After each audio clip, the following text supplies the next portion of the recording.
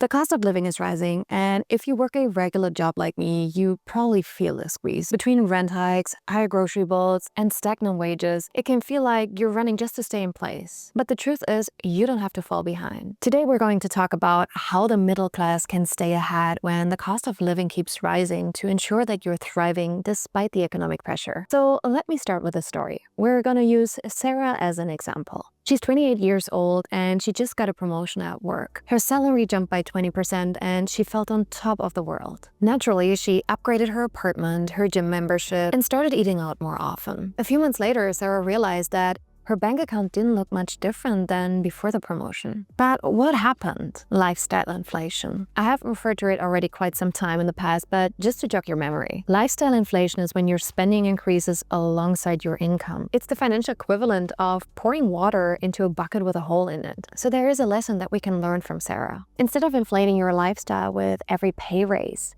maintain a moderate lifestyle and direct that extra income towards savings, investments, and paying off debt.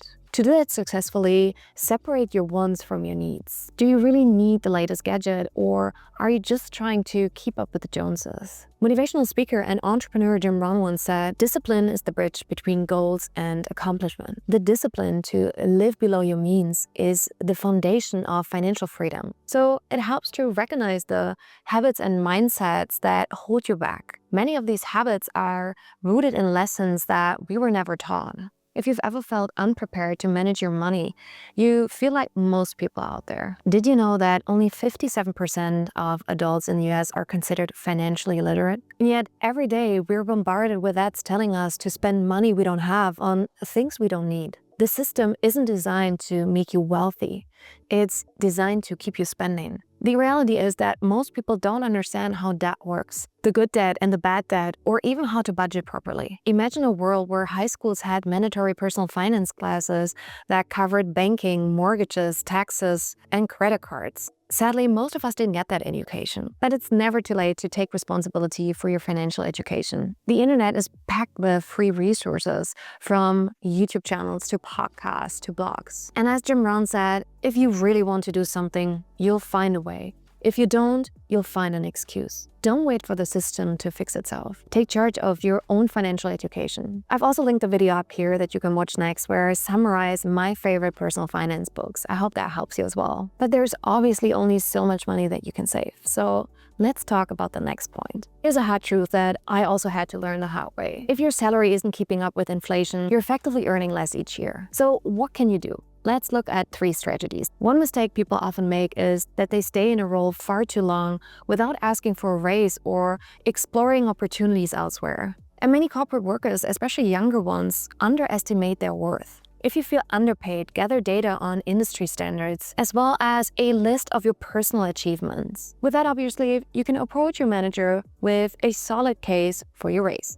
Haha, it's a rhyme. And don't forget to negotiate benefits like a car or working from home allowance. These can save you money without increasing your taxable income. Second, upskill. If your current job doesn't offer much room for growth, you could invest in learning new skills. Platforms like Coursera, Udemy, or LinkedIn Learning offer affordable courses that can help you qualify for higher paying roles or career switches. Think about skills high in demand like coding, data analysis, or project management. And third, explore side hustles. Many people are supplementing their income with side gigs like freelancing, tutoring, or selling digital products. An extra $500 a month can make a huge difference when it's directed towards savings or paying off debt. Making more money is important, but keeping it is even more crucial. Imagine this. It's the end of the month and you're wondering where all of your money went. That's because most of the people don't have a plan for their money. Without a budget, it's easy to overspend and end up in debt. Apps or a simple spreadsheet can help you track your spending and stick to your plan. Let me know in the comment section below if you're interested in my template. I'm happy to share with all of you. Budgeting will help you to get clarity and stay in control. When you know exactly where your money is going,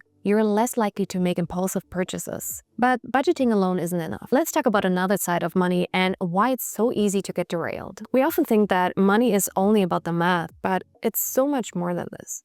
It's psychology. Have you ever bought a new outfit and suddenly felt the need for matching shoes, accessories, and a handbag? That's the Diderot effect in action. Buying one new thing often triggers a cascade of additional purchases to match or complement the first one. It's named after philosopher Denis Diderot, who, after receiving a fancy robe, ended up redecorating his entire home to match its elegance. Understanding the emotional component of money can help you make better decisions. For instance, instead of viewing saving as a sacrifice, reframe it as a step to financial freedom. Celebrate small wins like paying off a credit card or hitting a savings milestone because it will keep you motivated. Emotions drive many financial decisions. By recognizing patterns like impulsive spending or fear of investing, you will feel again like your financial future is in your hands. But there's more you need to know if you want to take back the reins of your finances. So picture this, you're offered $100 today or $200 a year from now. What would you choose? Most people would actually take the $100. And why?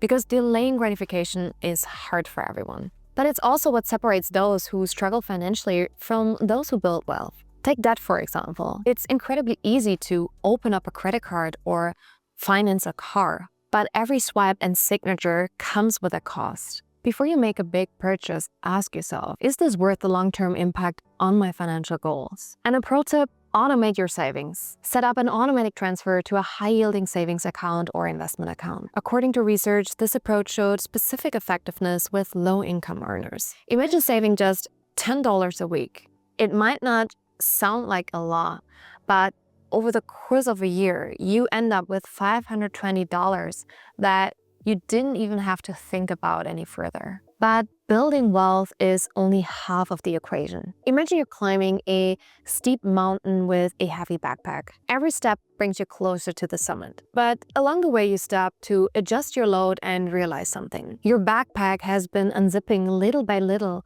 and all your supplies are falling out. All the effort you've put into climbing could be wasted unless you secure what you've already packed. That's exactly what happens if you don't take the steps to preserve the wealth that you have built so hard. Investing money, even if it's just a small amount monthly, will help you grow it without needing to actively do more. If you're now feeling uncertain of how you do financially compared to most people, watch this video up here. And if you like my content, could you do me a quick favor and hit that subscribe button down below, as I can see that almost 92% of my viewers haven't subscribed to this channel yet. Your support literally means the world to me, and I would love for you to join this amazing community. So see you next time. Bye.